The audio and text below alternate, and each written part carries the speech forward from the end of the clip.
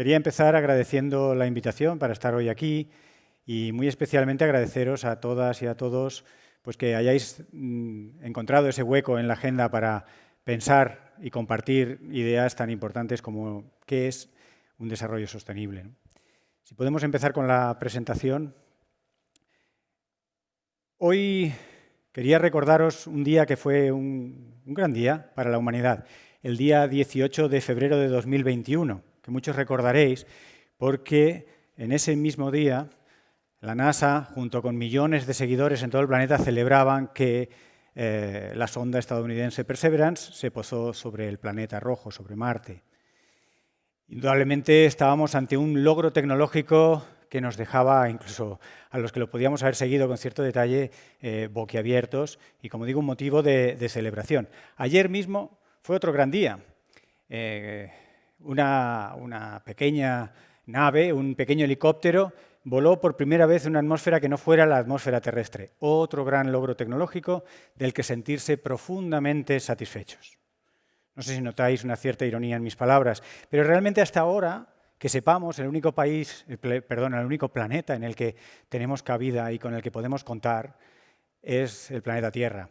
En el planeta Tierra hay una capa muy fina, muy estrecha, apenas importante en términos de peso, de volumen, de lo que es la inmensidad del planeta Tierra, que se denomina biosfera, esa capa de la vida, y no la entendemos muy bien. Hay muchos aspectos de esa biosfera que todavía nos intrigan, ¿no? Ya llevaban los egipcios, los griegos, en el Renacimiento, tantos observadores naturalistas que estudiaban esos animales y plantas, y todavía hay miles de cosas que no entendemos. Pero sabemos lo suficiente como para ponerle números a la degradación y al grado de afectación a esa capa de la vida, que es fundamental, sobre todo, para nuestra propia vida.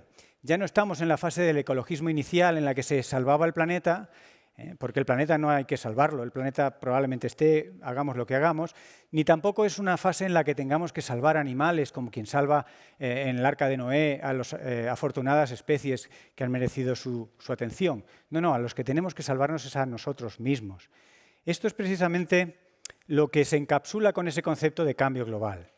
Es toda una serie de cambios en el medio ambiente que tienen una huella más o menos trazable en las actividades humanas. El cambio climático es una de ellas, pero la pérdida de biodiversidad es incluso más alarmante. Ahora en la presentación han dado algunas cifras de cómo alteramos el planeta. Fijaros que como subtítulo y como un poco el objetivo de mi presentación hoy, hablo del diagnóstico, que es lo más fácil para hacer para un científico como yo, ¿no? El diagnosticar, cuantificar y describir. Bien, pero sí me gustaría que entre todos sentáramos un poco las bases para un cambio de muchas cosas, empezando por un cambio de narrativa para poder pasar a la acción. Vamos a poner el marco en ese diagnóstico, ¿no? Por ejemplo, un trabajo que se publicó a finales del año pasado por Ella Cham y colaboradores en la revista Nature, hablaba de la antropomasa, es decir, la masa de cosas generadas por el ser humano, que podían ser obras de arte, pero que mayoritariamente son construcciones e infraestructuras de todo tipo. Bien, pues ya supera la antropomasa a la biomasa, cuestionando el mismo concepto de la biosfera. Por poner algunos números, los plásticos con sus 8 gigatoneladas ya son más del doble que el peso total de todos los animales en la Tierra, o los edificios e infraestructuras con sus 1.100 gigatoneladas son muy superiores a los árboles y arbustos de todo el planeta. Esto es este desbalance entre lo que hemos generado y lo que está vivo. Y curiosamente lo que revela este trabajo, y por lo que es muy interesante, es que marcan con un cierto rango temporal, que fue en el año 2020, recientemente, donde se cruzó esa línea verde que representa la masa de lo vivo, con ese crecimiento exponencial de productos artificiales generados por el ser humano, metales, plásticos, ladrillos, grava, etcétera. También sabemos, y sufrimos todavía en la actualidad, que algo muy pequeño, extraordinariamente pequeño y extraordinariamente simple, apenas una secuencia de aminoácidos envueltos y con una pequeña proteína endiablada, nos provocó a la humanidad que 3.000 millones de personas estuvieran durante algunos meses confinados en sus hogares. Algo salió mal, algo salió claramente mal. Pandemias ha habido de toda la vida, como dice aquel, y especialmente desde el Neolítico. En los últimos 11.000 años, desde que nos hemos rodeado de animales, hemos compartido con ellos las infecciones, y si no, que se lo digan a los 25 millones de mexicanos que murieron al entrar en contacto con europeos que sí habían estado en contacto con animales de forma intensiva. La domesticación trajo pandemias, trajo zoonosis, enfermedades de origen animal que se pasan a la especie humana, pero aprendimos a convivir con ella, con algo de tecnología, con mucho de biología y de evolución y de inmunología y de bioquímica, ¿no? Bien, las pandemias han existido siempre, pero lo que sabemos, y las Naciones Unidas llevaban años avisando, era que la frecuencia y digamos, las dimensiones de estas epidemias, de estas infecciones, estaban aumentando, hasta el punto de ser el 70% de las enfermedades emergentes. El 70% de las nuevas enfermedades son enfermedades zoonóticas y creciendo. ¿Qué ocurrió? Podríamos hablar largo y tendido, pero entiendo que en la audiencia hay muchas sensibilidades y he procurado traer piezas que pudieran interesar a todos y cada uno de vosotros y vosotras. La biodiversidad no cumplió su papel, por ejemplo. De la biodiversidad no nos acordamos como ocurre con Santa Bárbara más que cuando truena. La biodiversidad es una cosa simpática, anecdótica para mucha gente, que lo ve en las tardes de los sábados y los domingos en los documentales de National Geographic y nunca se le ocurriría pensar que es precisamente la biodiversidad la que es un filtro eficaz que reduce los riesgos de una zoonosis. Nunca se nos ocurrió, incluso a muchos de nosotros, pensarlo, hasta marzo del año pasado que empezamos a revisar la bibliografía y dijimos, caray, ¿la COVID? Si la COVID la podíamos haber evitado. ¿Cómo se evita o cómo se reducen los riesgos de una zoonosis? Manteniendo una naturaleza sana. Una naturaleza rica en especies, que establece al menos 3 tipos de mecanismos que están aquí simplificados, obviamente, 3 mecanismos por los cuales no erradica completamente el riesgo de una zoonosis, pero los baja a niveles, pues a niveles de los que había durante la historia evolutiva o historia conocida de la especie humana. Mediante el control poblacional, que se establece en un ecosistema donde hay predadores y presas, animales grandes y pequeños, las especies que pueden hospedar esas bacterias o esos virus perjudiciales para nosotros quedan controladas, reguladas por todas esas interacciones de predador-presa o de simple competencia o coexistencia o simbiosis. Unas especies se necesitan a otras y en un ecosistema que funcione y tenga las especies que normalmente tiene, se establece un primer control poblacional de la especie portadora de patógenos peligrosos para la especie humana. Segundo mecanismo es más fino, es una biodiversidad de grano más fino y tiene que ver cuando coexisten especies parecidas, por ejemplo, especies de aves o especies de roedores. No es lo mismo que haya 7 especies de aves que haya 25 especies de aves. Y eso, por ejemplo, se puede ver con la enfermedad del virus del Nilo Occidental, que en agosto del año pasado, recordaréis, que entró en el Valle del Guadalquivir y que ya estábamos preocupados y en plena COVID-19 como para que viniera otro virus, otro problema. En este caso había un vector, os recordaréis que se aplicaban unas fumigaciones para controlar los mosquitos. Bien, pues el mosquito era el vector, en el caso de la COVID es una enfermedad directa, como sabemos. ¿Qué ocurre? Que cuando hay muchas aves, comparten, en este caso del ejemplo que os pongo y podría aplicarse a muchos otros, comparten al patógeno. Al compartir el patógeno y no ser todas las especies exactamente iguales, se establecen cortafuegos, se establecen pequeñas barreras y el efecto neto a nivel ecológico, ecosistémico, es que se diluye la carga vírica o la cantidad total del patógeno en una determinada región, reduciendo una vez más los riesgos. No se reducen a 0, pero se reducen mucho. Así que tener 700 pájaros, pero pertenecientes a 25 especies y no a 3, pues es muy saludable para la especie humana y hay un montón de bibliografía que lo revela para esa y para otras muchas zoonosis. Y el nivel más fino de biodiversidad, que es la diversidad genética dentro de una especie, lo vamos a entender enseguida sin más que repasar qué ocurre con la COVID-19. No hay 2 personas que la sufran de la misma manera. Hay personas asintomáticas y personas que fallecen.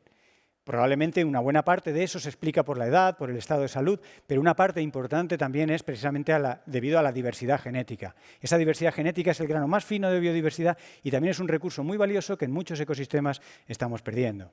Así que cuando veamos una pandemia como esta, esperemos que no veamos muchas más, pero probabilísticamente hablando vendrán más y tenemos una lista de posibles candidatos de virus esperando turno y lo que es más trágico, quizá no esperen y puedan venir de 2 en 2 las pandemias, por si queremos ponernos un poco apocalípticos. Pero las pandemias son el resultado de muchos factores. No se deben nunca a un único factor, rara vez es un único factor, como casi todo en ecología. La deforestación, pero también el tráfico ilegal de especies, el entrar en contacto con especies nuevas con las que no había historia evolutiva previa, nuestro sistema inmune no tenía conocimiento de esa conformación de un patógeno. Todo esto es un cóctel ambiental, que es precisamente lo que conocemos como cambio global, que acrecenta muchísimo los riesgos para nuestra propia especie. Y esto nos lleva de lleno al concepto de crisis ambiental, que es muy intuitivo y que no merece mayor detenimiento. Simplemente voy a profundizar un poco en los diagnósticos de esta crisis ambiental. La primera causa de su complejidad, porque creo que todos podemos entender que es muy compleja la crisis ambiental, tiene muchas derivaciones y muchas implicaciones, algunas las ilustraré hoy, es que hay muchos actores y muchos procesos. Los actores son, pues, básicamente las especies, hay muchas especies ahí fuera. Empecemos por nuestra nariz, el primer gran ecosistema, ¿no?, de interfase entre el ser humano y el ambiente. La nariz tiene centenares de patógenos, no patógenos, microorganismos, virus que no sabemos ni qué pintan en nuestra nariz. A partir de todos esos actores aparecen un montón de procesos ecológicos, y son los procesos ecológicos los que nos pueden preocupar, porque a veces no funcionan, ¿no? A veces algunas funciones que necesitamos que tengan lugar no tienen lugar porque el ecosistema está enfermo, por decirlo de formas análogas a nuestra propia salud. Entre las tres grandes causas, motores, impulsores de esta crisis ambiental está el cambio climático. Todos lo tenemos en la cabeza, es algo que ya prácticamente nadie queda ajeno a ello. Sabemos que el año pasado fue un año de récords, fue el año más cálido desde que tenemos registro, empatado con el 2016, y sabemos que los 7 años más cálidos desde que tenemos historia han estado en la última década. Incluso en verano del año pasado, en agosto, se batió un récord absoluto de temperatura con más de 50, 54 grados. Pensar que a los 50 grados muchas proteínas se desnaturalizan, así que en el Valle de la Muerte se puede hacer un huevo frito sin más que poner la sartén en el suelo. El calentamiento global, así, en promedio de la temperatura atmosférica, no es tan sorprendente. Es un promedio y es un 1,1 grado de calentamiento respecto a la época preindustrial. Mucha gente piensa, caray, eso no es nada. Si es la diferencia que puede haber entre mi salón y la cocina, o entre, qué sé yo, no es nada, ¿no? A lo largo del día, en una ciudad contrastada como es Madrid, se pueden sufrir oscilaciones de 15, 20 y más grados, ¿no? Bueno, esto es un promedio, hay zonas más cálidas, zonas más frías, y pensar que si multiplicamos este ligero aumento de temperatura por el tremendo volumen de la atmósfera, estamos hablando de muchísima energía atrapada por los gases famosos de efecto invernadero. Este calor tardamos mucho tiempo en entender dónde estaba, y hemos visto en las últimas décadas, y hay un estudio reciente, un informe además que se hizo hace un par de años, público, muy extenso, donde documentaba cómo los océanos y los mares han almacenado una gran cantidad de calor, muy poco a poco y apenas perceptiblemente, porque estaba en el límite de la resolución instrumental para detectar cambios en la temperatura, pero fracciones de grado en algo tan gigantesco como son los océanos, es mucho calor almacenado. ¿Y ahora qué está ocurriendo? Pues ahora ese calor está entrando en acción. Ese calor que gradualmente se fue acumulando tanto en las capas más superficiales como en las más profundas del océano, ahora están debajo de procesos tan notorios como son los huracanes o como son las gotas frías. Fenómenos que ocurrían, pero que están ocurriendo, igual que las enfermedades emergentes, con mayor frecuencia y mayor intensidad por nuestra actividad, por nuestra intervención, ¿no? Y una broma muy divertida de estas que hizo Trump era hacer bromas con el frío y el calor, ¿no? Y que cuando una ola de frío en el año 2018 azotaba la costa este de los Estados Unidos, él hacía el sarcasmo de dónde estaba el cambio climático cuando se le hacía tanta falta o se le esperaba, ¿no? Bien, eso demuestra hasta dónde puede llegar la ignorancia. Es simplemente leer o preguntar a alguien que sepa. Y nos consta que Trump estaba rodeado de personas que sí sabían, y él mismo probablemente supiera mucho más de lo que nos contaba por Twitter. El frío es muy compatible con el calentamiento global. Es muy compatible porque de las cosas que ocurre cuando calientas la atmósfera es que se energiza, y al energizarse los eventos extremos se hacen más frecuentes. Los eventos extremos van asociados a disociaciones de sistemas que estaban normalmente en un cierto equilibrio. Se pierden equilibrios. Por ejemplo, ¿qué ocurrió con Filomena? Todavía no está completamente resuelto, igual que no está completamente resuelto qué ha ocurrido con el COVID-19. La ciencia va poco a poco. Sabemos lo suficiente para hoy poderlo resumir, ¿no? Pero hay piezas que todavía no están muy claras. El 5 de febrero hubo un calentamiento súbito de las capas altas de la estratosfera. Hablamos de la estratosfera, nosotros vivimos en la troposfera.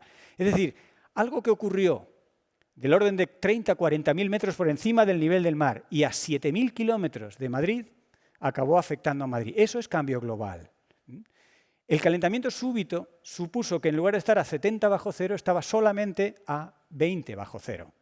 Ese calentamiento en capas muy altas de la atmósfera, en la estratosfera, se sabe que afectan al vórtice polar. Y un vórtice polar afectado por ese tipo de calentamientos muchas veces se disocia, como se ve en la imagen, y al disociarse ya no ofrece ninguna barrera para masas grandes de aire frío que puedan llegar pues, ni más ni menos que a la península ibérica. Pero fijaros, mientras en la península ibérica teníamos 5 bajo cero, mínimos absolutos, teníamos esa nieve que duró tanto tiempo porque hizo muchos días seguidos mucho frío, en el este de la cuenca mediterránea, en Grecia, en Turquía, se estaban bañando con un mar en el que la atmósfera al menos estaba a 24 grados. Esa variabilidad es precisamente una de las huellas de identidad del cambio climático.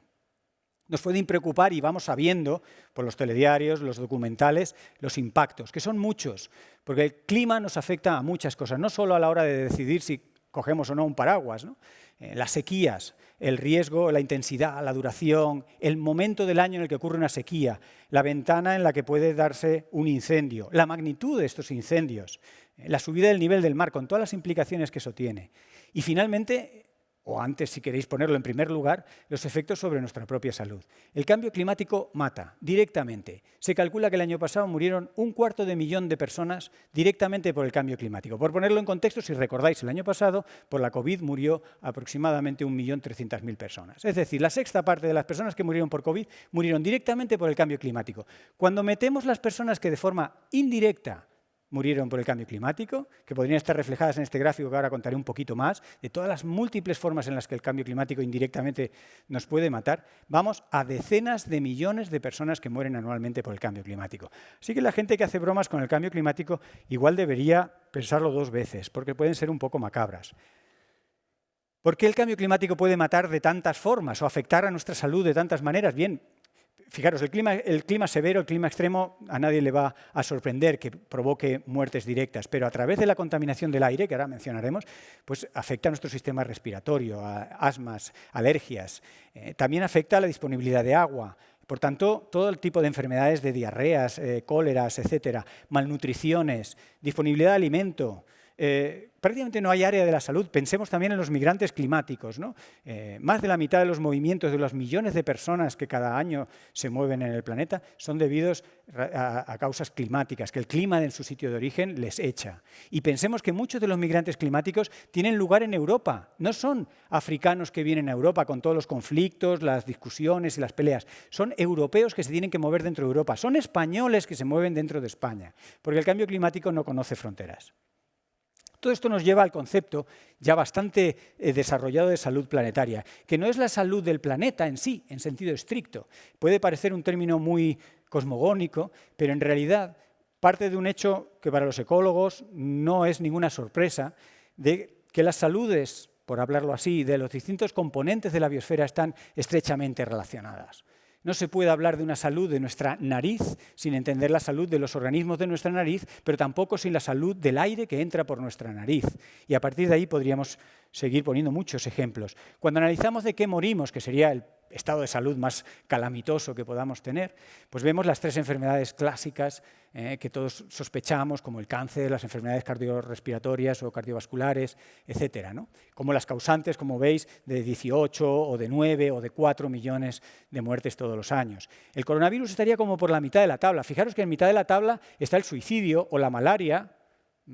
Lo digo para que pongamos en contexto las cifras de la pandemia que tanto nos preocupa. Y mi punto hoy, uno de mis puntos, es que la mayoría de estas causas están estrechamente relacionados con el estado de conservación, la biodiversidad, la salud en sentido amplio de los ecosistemas.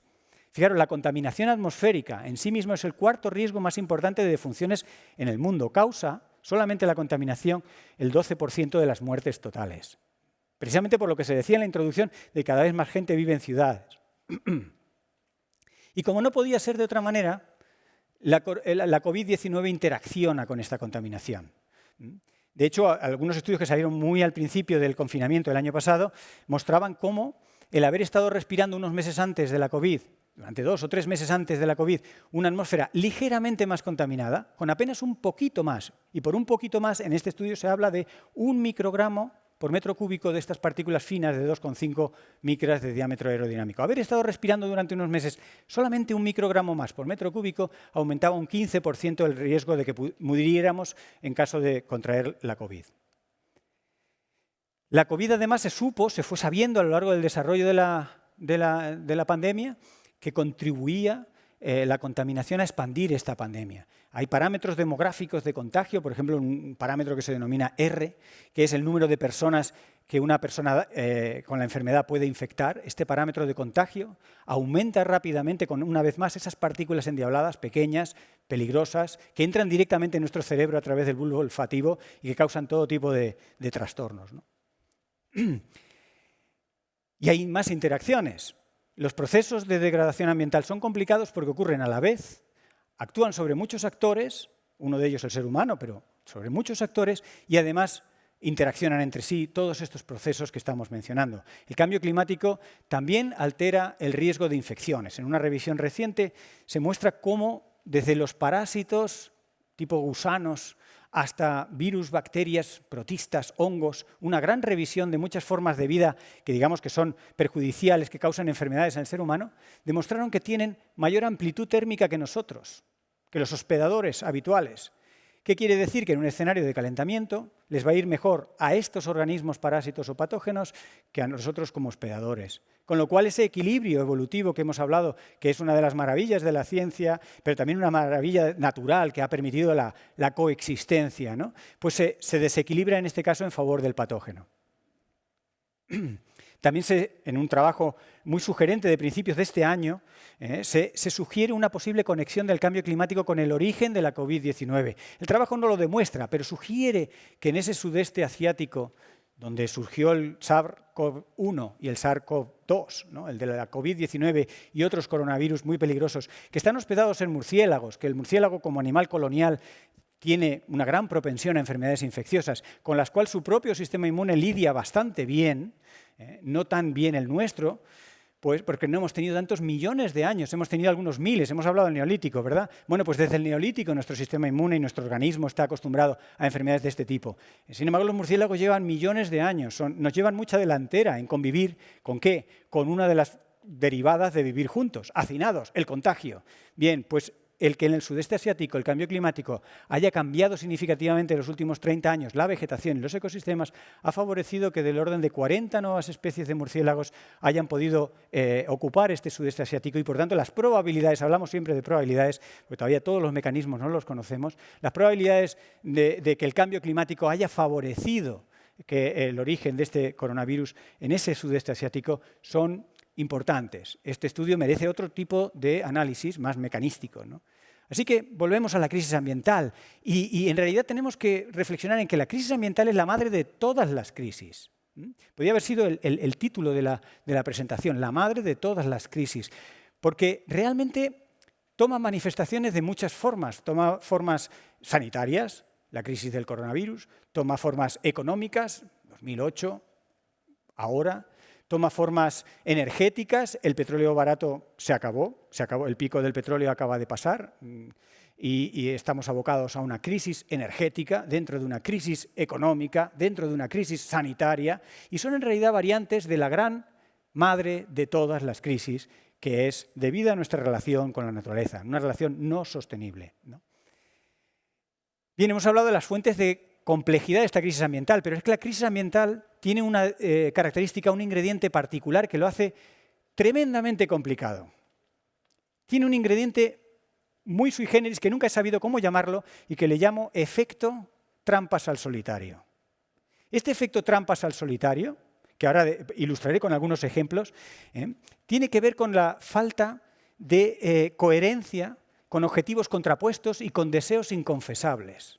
¿Qué quiere decir? Pues que queremos conservar y desarrollarnos, viajar pero no emitir CO2. Estamos constantemente sometidos a unas tensiones en las cuales pocas veces hablamos honestamente de las cosas y le llamamos por su nombre. Tanto es así que una filósofa muy conocida española, Marina Garcés, habla de que no nos atrevemos a decir las cosas por su nombre y nos inventamos comodines como esto no funciona, parece que esto no va bien, es que las cosas no son como antes. Pero si no estamos hablando del sistema socioeconómico, ¿por qué no hablamos del sistema socioeconómico? Porque es mencionar una cosa muy peliaguda. ¿Cómo va? ¿Será usted anarquista o antisistema?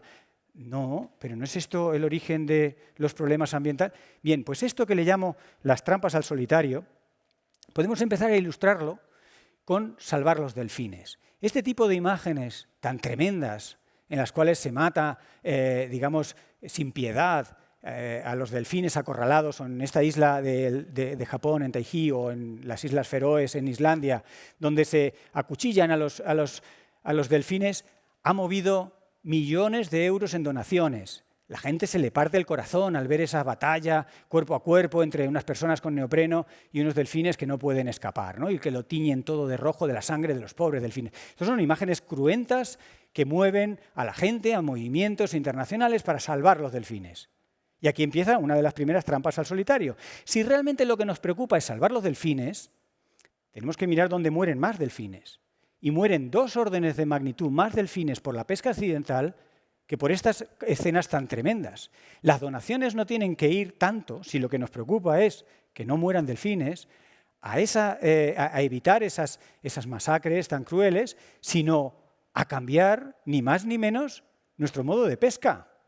Claro, detectada esta pequeña sorpresa, pues se inventaron, o se han inventado, o pululan por ahí unas certificaciones sobre Dolphin Safe, que te ponen un sello de que esto es seguro para los delfines. ¿Seguro para los delfines? Cuando se hace la más mínima indagación, en realidad disminuyen en menos de un 1% las capturas accidentales de los delfines, que recordar, son del orden de 2 órdenes de magnitud mayor que los delfines que se matan directamente. Estos son el tipo de trampas que nos hacemos nosotros. Detrás de ahí está el cuestionamiento ni más ni menos que del sector pesquero.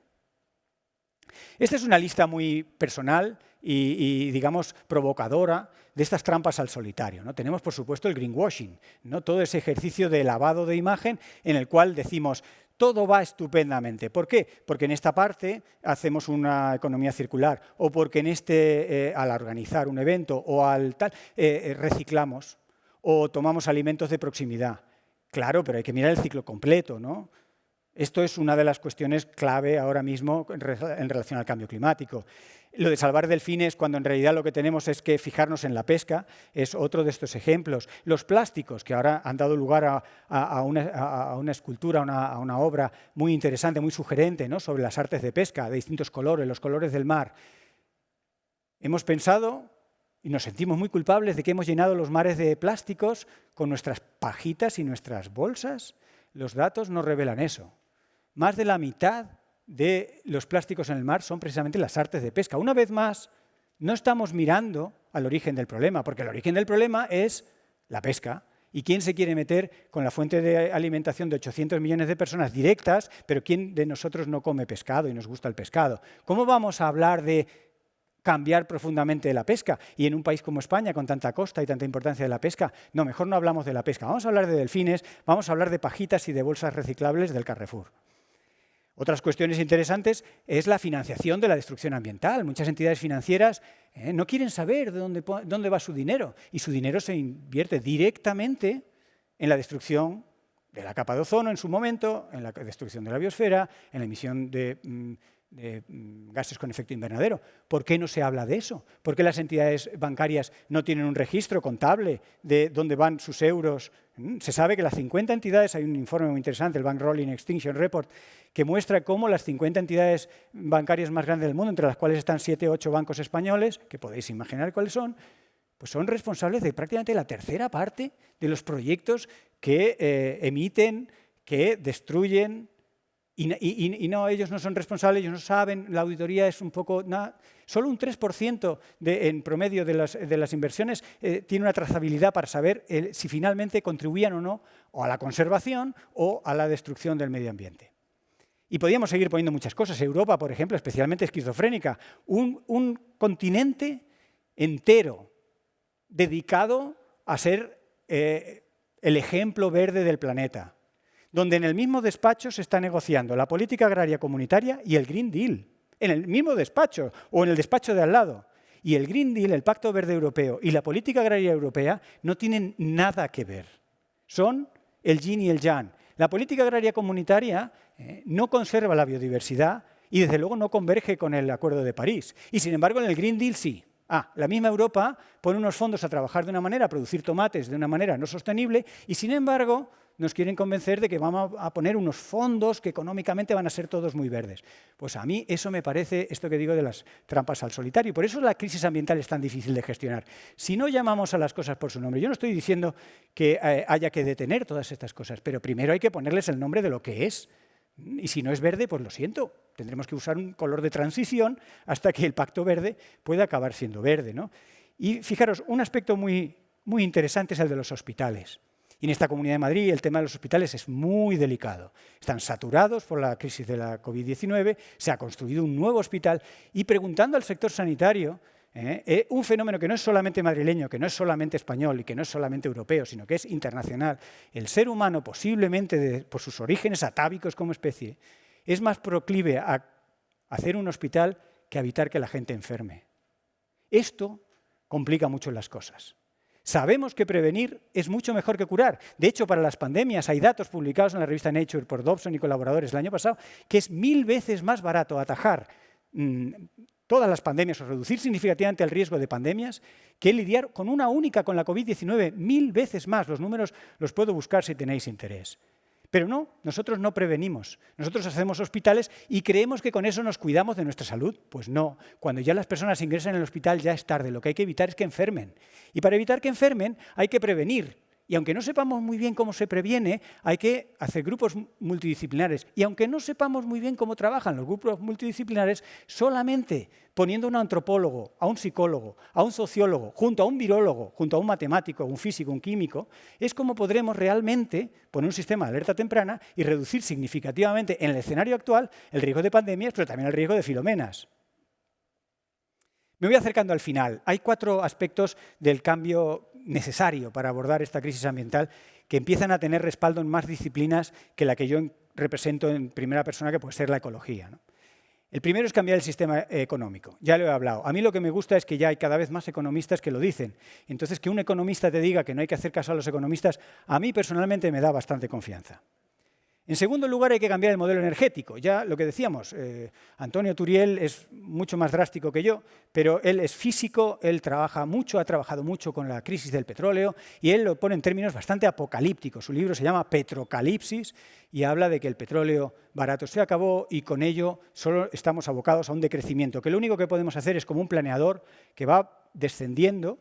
En ese decrecimiento podemos elegir dónde aterrizamos, pero no podemos elegir el retomar vuelo y el relanzar ninguna economía en el marco que hay. Este es el escenario que plantea Antonio, apoyado por mucha otra gente, que yo tiendo a pensar que también hay mucho de eso, ¿no? En cualquier caso hay que cambiar el modelo energético, igual que hay que cambiar el modelo de empresa. Hay empresas que se empiezan a cambiar por arriba, como que sus líderes se hacen ecologistas, y entonces empiezan a echar a CEOs y a responsables, en fin, a asesores que están con el chip cambiado, ¿no? Pero no hay que esperar a que todas las empresas empiecen por arriba a cambiar. También hay que empezar a empujarlas por abajo, a nivel de consumo, a nivel de imagen corporativa. Y, por supuesto, el cuarto aspecto, un pilar fundamental, esta conexión de cómo estamos de felices, porque una de las saludes más importantes es la salud psicológica, que ya es una de las primeras enfermedades de la humanidad en el siglo XXI. Y la enfermedad psicológica tiene mucho que ver con el bienestar, con cuestiones que conoceréis todos, por desgracia, del estrés, la ansiedad, la depresión. Y estas cosas se curan incluso en la naturaleza urbana. Hay trabajos muy buenos que hablan de esa segunda naturaleza que hay en las ciudades, cómo es la mejor vacuna, la mejor medicina. Bien, este es el concepto de salud planetaria y ya estoy acabando. No sé cómo vamos de tiempo, pero me quedan como 4 o 5 minutos, o 3. Hay una serie de intangibles sin valor monetario que tenemos que empezar a potenciar. Entre ellos, por poner algunos, la confianza y el prestigio. Entre los científicos son 2 cosas que se ganan con mucha dificultad y se pierden inmediatamente. Cuando un científico manipula los datos, pierde completamente su confianza y su prestigio. Y lo mismo debería ocurrir, pero no ocurre con los políticos, y lo mismo debería ocurrir en mecanismos también en positivo. en recuperar la confianza. Estamos en una crisis de confianza, nadie confía en nadie, no confiamos en las instituciones, no nos creemos la política, no nos creemos las grandes maneras de funcionar, la democracia, la Constitución, no hay confianza en el vecino, no confiamos en casi nadie y esto a la larga no va bien. Hemos subestimado la complejidad de este problema global, la hemos subestimado. Hemos empezado con Cumbres de la Tierra en el año 92, que recordaréis la Cumbre de la Tierra en Río, y a partir de entonces nos hemos cargado de palabras estupendas, de grandes mensajes de esperanza, y la verdad es que hemos avanzado muy poco. Hay más decepción que éxito. La humanidad, creo yo, que no está biológicamente preparada para lo global. No lo está. Nuestro cerebro de primate no es capaz de gestionar muchas interacciones. Toda esa complejidad, todos esos actores que os he mencionado simplemente como un ejemplo, nuestro cerebro afectivo e intelectual, nuestra capacidad cognitiva, pero nuestra capacidad, digamos, de relación, no es capaz de gestionarla. Entonces hay que reescalar todo esto. La humanidad además aborrece esa complejidad. Ya está eso de no te compliques la vida. Bien, nos la complicamos los científicos estudiándola porque es nuestro objeto y nos encanta, pero colectivamente aborrecemos porque no podemos gestionar toda esa complejidad. Entonces hay que cambiar la narrativa. Y aquí es donde entra MadBlue y entráis muchos de vosotros, o todos si queréis. Hay que hablar de las cosas, primero por su nombre y segundo con el tinte de apocalipsis justo, sin pasarse, pero sin negar la realidad, ¿no? Porque, por ejemplo, con el cambio climático se ha abusado mucho de la narrativa del miedo. Los escenarios de ¡oh cielos, qué horror!, que están basados en predicciones de trayectorias climáticas probables si seguimos emitiendo, esos escenarios llevan al bloqueo de muchas personas, llevan a esa ecoansiedad, ecodepresión, a unas nuevas formas que vienen a sumarse a las formas ya más conocidas de trastornos psicológicos generados precisamente por problemas ambientales de un calado que al individuo lo dejan miniaturizado. Además, las personas no son capaces de tomar decisiones libres, maduras y responsables en estado de miedo, con lo cual el miedo hay que usarlo también con mucha prudencia. Y fijaros, un ejercicio muy reciente es hasta la misma figura que os ponía antes de las causas de mortandad, ¿no? Pues para ponerlo en perspectiva, un trabajo de la revista The Lancet, una de las mejores revistas de medicina, lo hablaba en positivo y decía, el Acuerdo de París, alcanzar el Acuerdo de París salvará muchas vidas, y calculaba y te da los datos, las muertes que se podrían ahorrar para el 2040 por cambios debidos a la dieta. Del orden de 6,4 millones de personas no morirían, y este es el mensaje con una narrativa diferente, si se converge con París, por la dieta, o 2,1 millón de cambios en la movilidad favorecerían, o sea, 2,1 millones de personas dejarían de morir por cambios en la movilidad y así. Hay una narrativa muy interesante y en Madrid tenemos el caso de Madrid Central, con todo lo polémico que ha sido, con todo lo incómodo que puede ser transitar por un Madrid Central. Madrid Central le salva la vida a 500 madrileños cada año. Es el equivalente a ahorrarnos un accidente mortal de un Boeing 747. Eso es verlo de otra manera, ¿no? Así que bueno, con esto voy terminando. Me parece muy sugerente, pero también muy necesaria, una alianza entre distintas expresiones del conocimiento y de las emociones, ¿no? El arte, la cultura, la innovación, el diseño que antes nos comentaban, acoplado a la ciencia. Yo como científico creo que la ciencia no tiene la solución. Puede formar parte de la solución y el método científico y la manera crítica de analizar la realidad puede ser muy útil para enfrentarnos a problemas complejos. Pero creo que estamos ante una cuestión de dimensiones grandes y como esta obra en una plaza conocida en el centro de Berlín de Isaac Cordal, de políticos debatiendo sobre el cambio climático. Cuando he circulado esta fotografía, que es una obra de arte, pues muchas personas ajenas al mundo del cambio climático y de la conciencia ambiental sonreían comprendiendo que esa vía pues igual no ha sido muy fértil en los últimos 30 años. Esa simple imagen de esos políticos ahogándose mientras hablan del calentamiento o de la subida del nivel del mar, pues vale más que 1000 palabras. Y eso puede ser otra de las múltiples narrativas que necesitamos sumar para la crisis ambiental. Muchas gracias.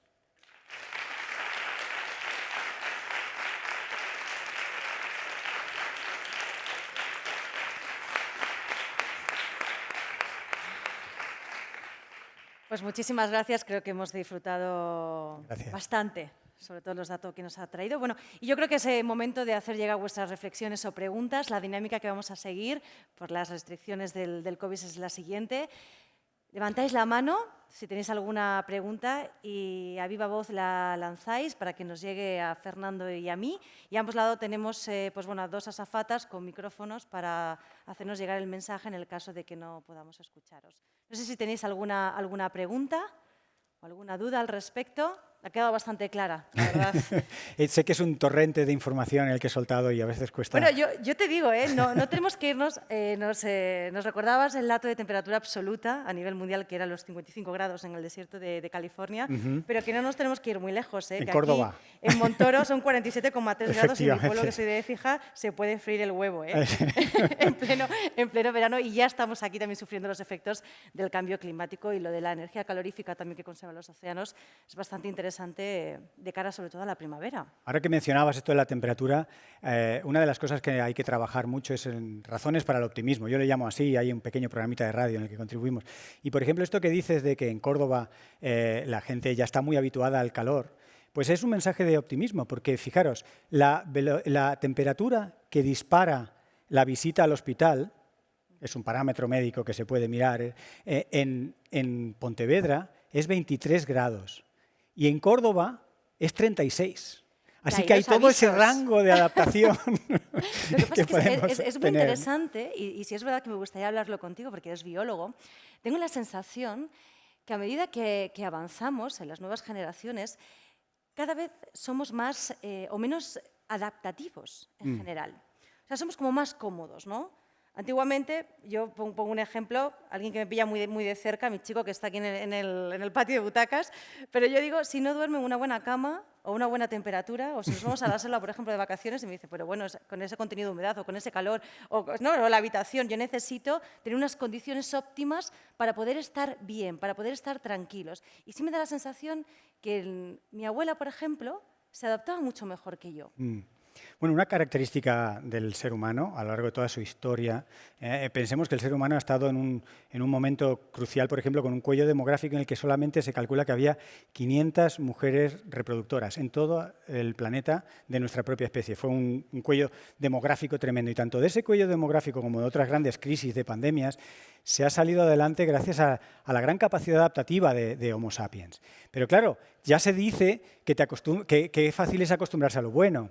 ¿Qué quiere decir? Que nuestro cuerpo, que está acostumbrado, por ejemplo, puede estar muy acostumbrado y preparado para el estrés, si tú lo mimas, se ablanda, se acomoda a una cama y tiene unos requerimientos tecnológicos que no le hacen mucha falta, pero se ha acostumbrado a eso, y dar marcha atrás es difícil, lleva un tiempo, ¿no? Pensemos, por ejemplo, en la obesidad, que es un grave problema de salud. ¿Por qué resulta de la obesidad? Porque durante nuestra historia evolutiva era muy improbable que comiéramos de más.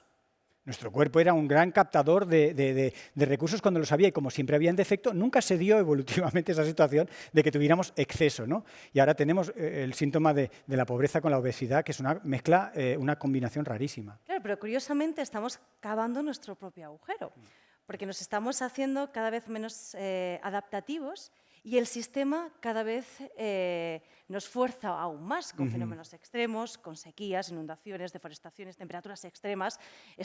Nevó, cayó aquí en Madrid, que evidentemente no estábamos habituados o acostumbrados, porque también has hecho una reseña bastante importante sobre el sistema de planificación, de ordenación de territorios o de gestión de áreas. Claro. Yo creo que también es muy interesante. Está cambiando el clima, está cambiando los patrones, tenemos inviernos o veranos mucho más cálidos o secos, pero seguimos viviendo igual, seguimos con los mismos planes estratégicos, por ejemplo, de gestión de agua o de Pero también sequía. hay mensajes para el optimismo en eso, porque la ola de calor del 2003, por ejemplo, que se llevó por delante del orden de 40.000 europeos, que ahí es nada, ¿eh? Si eso hubiera sido en África no hubiera pasado nada, pero eran europeos. 40.000. Bueno, pues olas de calor bastante peores que ocurrieron años después, hace no mucho, ya muere mucha menos gente. ¿Por qué? Porque tenemos capacidad de adaptación. Y la adaptación tiene que ver con cuestiones biológicas, fisiológicas, de tolerancia al calor, que las puedes acostumbrar o te puedes entrenar trabajando al aire libre o trabajando en aire acondicionado, pero también con cuestiones sociales, culturales, ¿no? De cómo se vive, cómo vive una persona de Córdoba. Los tejados de zinc que mataron a tantas personas en París, en la ola de calor, son impensables en Montoro. Nadie en Montoro te pone un tejado de zinc. Eso es una selección cultural de miles de años de vivir en régimen. Entonces, hay también un voto de confianza que tenemos que tener tanto en los sistemas naturales como en nosotros como sistema natural y sociocultural, ¿no? Que tenemos un margen de adaptación. Pero es verdad que la adaptación tiene un tope y por eso tenemos que evitar llegar a cruzar esos topes, ¿no? Que por eso es la mitigación, que va en paralelo a la adaptación. Confiar en la adaptación, pero no confiar todo a la adaptación, porque tiene unos límites, ¿no? Mejor mitigar que adaptarnos, ¿no? Mejor prevenir que curar. Exacto. Pero ¿crees que el desarrollo económico va ligado o es directamente proporcional al progreso? Mira, le has puesto un adjetivo que yo animo a que lo quitemos, el económico. El desarrollo no es incompatible con nada, pero el económico sí. Y hemos puesto siempre en el eje X de todos los gráficos el Producto Interior Bruto.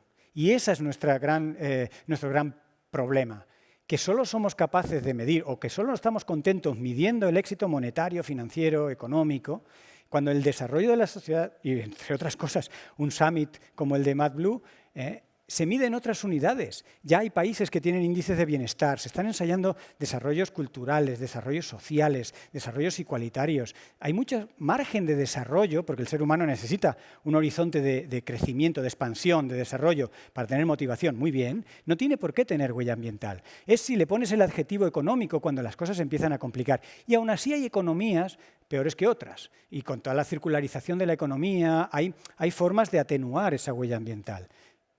Estoy de acuerdo contigo. Yo creo que el arte y la cultura, sobre todo también la educación, es un despertador social, colectivo, pero también creo que necesitamos legislación, necesitamos nueva estructura, hacer un nuevo planteamiento desde arriba, empresas, banco, políticos, hasta abajo, y darle esa vuelta pues, para incluso que esas nuevas leyes sean vinculantes, ese observatorio, ¿no? que nos garantice que podemos hacerlo. Porque sí es verdad que a lo mejor buscar algún mecanismo de fiscalidad, ¿verdad? Nos puede interesar, algún tipo de ayuda. ¿Cuántas pymes tenemos en España? Claro. No, ahí hay mucho que hacer. La ley de cambio climático, que sabéis que la semana pasada pasó ya su trámite en el Congreso y que está ahora en tramitación en el Senado, pero que probablemente salga, que es una ley que ha venido a incomodar, porque es incómodo cambiar de cosas, cambiar de hábitos, cambiar de modo de transporte, cambiar de cosas, a todos nos da pereza. Es una ley que no contenta a los más ecologistas y ambientalistas, y es verdad que desde el punto de vista científico se queda corta. Es una ley que no gusta a nadie, pero como digo muchas veces hay que aprender a quererla, porque necesitamos ese marco jurídico para poder construir y anclar propuestas concretas de desarrollo, en este caso no solo económicos, ¿no? Esa transición ecológica tiene que tener un marco jurídico. Y, por ejemplo, de las cosas que le faltan a la ley de precisar son los incentivos fiscales. Hay todo un mundo que probablemente se vaya desarrollando. Pienso que es mejor la ley ahora, aunque sea imperfecta, que esperar a que venga la ley perfecta, ¿no? Pero en esa ley le faltan incentivos fiscales y maneras de acompañar la transformación que necesitamos, ¿no? Por supuesto. Y ahora que no nos escucha nadie, ¿quién tiene más capacidad de influencia sobre los políticos? ¿Los votantes, el ciudadano de a pie, nosotros o los científicos? Pero eso está clarísimo, ¿no? O sea, está clarísimo. Mira, hay un estudio que me gusta mucho del ámbito de la psicología que dice una primera cosa que no nos va a sorprender a nadie. Los políticos mienten más que las personas normales. Esto es el primer dato incontestable. Una revista que el que quiera le paso la referencia. El segundo dato es más pertinaz porque dice, aquellos políticos que mienten más les va mejor. ¿Y cómo miden el mejor? En términos electorales. Entonces, es otro de esas trampas al solitario que nos hacemos. Valoramos la honestidad, pero en realidad premiamos electoralmente a un político que miente. Estas son las cosas que hay que cambiar, ¿no? Entonces, ¿a quién hace más caso el político? Pues te lo estoy contestando, te estoy poniendo datos sobre la mesa. Los científicos hemos estado como floreros. Y en la fase gloriosa de la ciencia, en la COVID-19, que fue de marzo a junio del 2020, cuando todo el mundo estaba tan preocupado que se escuchaba la ciencia, ¿qué hacemos? ¿Qué hacemos? Pues entonces se escuchaba realmente desde los gobiernos, no solo de España, sino de todos los países, se escuchaba la ciencia. En junio salimos de casa desconfinados y descontrolados. La ciencia seguía diciendo X y se le hacía caso o no al científico que dijera lo que dijera. Entonces, esa función de comodín de la ciencia la escucho cuando dice lo que me viene bien con fines electorales. Contesta tu pregunta, de quién tiene más influencia. Pues los políticos les gusta vestirse de asesores científicos, pero realmente lo que están percibiendo es lo que tiene una traducción directa en votos. Y esto es una trampa que no solo se hacen ellos, nos hacemos todos. Porque cuando sale un político que toma medidas que no nos gustan, lo hemos elegido nosotros. O bien elegimos a otro, o bien cambiamos las formas en las que elegimos. Estas son las trampas al solitario que creo que nuestra sociedad, pero que en el fondo es un reflejo de haber crecido muy rápidamente, de ser 7.700 millones de personas, sin haber tenido generaciones para asimilar ese desafío demográfico. No nos podemos poner de acuerdo. Si no se pueden poner de acuerdo las personas de un bloque de edificios, biológicamente, o sea, nos cuesta armonizar los pensamientos de más de media docena de personas. Podemos llegar a 160, pero los más talentosos a 180. Y vamos a por países, a coordinar países enteros, autonomías de 6 millones, 7 millones. No hemos tenido tiempo para madurar, para encajar esa realidad en la que estamos generando unos problemas que requieren soluciones globales para las cuales nuestro cerebro y nuestra sociabilidad, la primera sociabilidad que nos sale, no está preparada. Yo creo que hay que dar tiempo, y por eso lo de ganar tiempo es tan importante. Ganar tiempo en esto de la crisis ambiental nos permite desarrollar nuevas tecnologías, nos permite madurar socialmente. Muchas veces pensamos que se está larvando un cambio social que todavía no se manifiesta en nada, pero el hecho de que hoy estemos aquí, estamos pensando y no se nota en nada, pero ya hemos cambiado un poquito. Y estos poquitos, si damos tiempo, si ganamos ese tiempo, si el cambio climático no va tan rápido, la degradación ambiental no va tan rápido, las pandemias no se suceden tan rápidamente una detrás de otra, pues al final es un tiempo que ganamos para hacer un cambio de consenso, un cambio entendido, un cambio acompañado de muchas cosas, que no deje a nadie atrás. Esto de los desarrollos sostenibles, que suena muy bonito, de no dejar a nadie atrás. Lo de no dejar a nadie atrás no es solo por cuestiones religiosas o éticas o espirituales, que podría ser también. Es por cuestiones puramente funcionales. La velocidad la marcará el que vaya más despacio. En un tema de contagios, como pueda ser la COVID, pues lo estamos viendo. Si los países africanos no vacunan, de poco nos sirve que los europeos estemos todos vacunaditos en un mundo globalizado.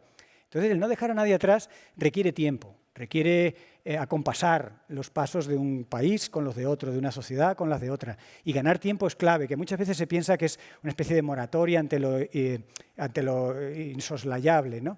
Bueno, hay una parte que quizás sea un poco insoslayable. Yo creo que hay otra parte que sí es soslayable si en ese tiempo que vamos ganando con la tecnología, los acuerdos, el ambientalismo bien enfocado, los movimientos juveniles, la conciencia social, etcétera, los cruces entre ciencia, arte, innovación, si todo esto va generando una sociedad más diferente, ¿no?, que enfoca los problemas de otra manera, yo creo que soslayaremos algunos, quizá no todos.